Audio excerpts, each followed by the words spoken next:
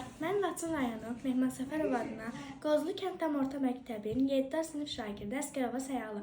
Bugün sizlərə həmişə olduğu kimi maraqlı bir kitab haqqında danışacağım. Bu kitabın adı Dəmir Yol Uşaqlarıdır və yazıcısı Edith Nebitdir. Bu kitabda maraqlı süjet xətti cərəyan edir.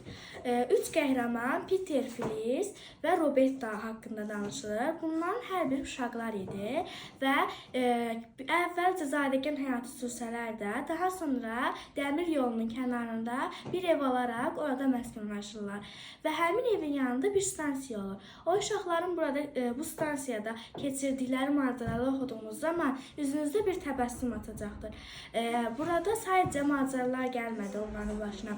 Atalarını itirdilər, daha sonra anaları çətin vəziyyətə düşdü, evlərini itirmək riski ilə üzbəyiz oldular.